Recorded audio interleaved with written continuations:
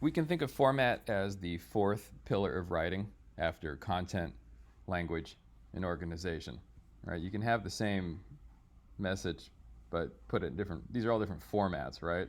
And every format has its own kind of strengths and limitations. Formats also change over time. Uh, just maybe not as fast in academia. We've been really using the same format for the last like 70 years in academia. That may be changing as we shift to digital, but for now we need to be mindful of the standards that are expected of us when we're doing work. How important is format? I don't know. Is it more important than content, language, or organization? Probably not. A good analogy might be packaging, right? You can take the same product, but depending on the packaging you put it in, it sort of influences the way people perceive it. Like another way to think of it is like, if your writing looks like a ransom note, it will influence the way people perceive your ideas. Like you might have great ideas, but if they look like this, then people don't take them as seriously. Another way to think of this is like officiating in sports. You only notice it when it's bad. Formatting may be the same way.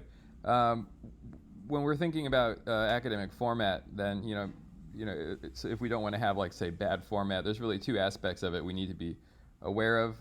Part of that is aesthetics. How stuff looks on the page. That includes things like how big are the fonts, spacing. Is this supposed to be 1 inch or 1.25 inches? Are we double spacing or single spacing? Do I need to put page numbers up here? When am I supposed to use boldface or capital letters? These are all examples of aesthetics, but it also has to do with how we cite our sources, how we acknowledge our sources. Are we supposed to put like the author's name? Do I need to put like the title of the book too, or what about other stuff like page number? And where am I supposed to put that information?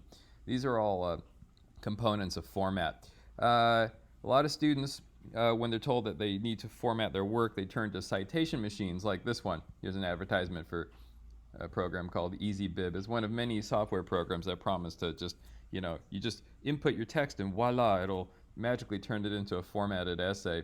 But these programs, they can produce mixed results. You can usually tell which students are using these platforms because they're the ones with the screwed up formatting, from my experience. And then eventually they're going to ask you for money or sell your personal data or bombard you with advertising or something. But really, the other issue is they promote dependency. Like, do you really need this software program to format your work? I mean, like, why can't you just do that yourself?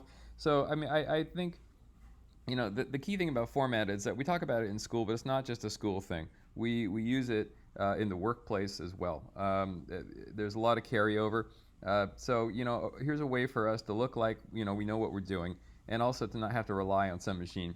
Think of it like an electric self-driving car, right? It's great that the car can drive itself, but don't you still want to know how to drive too?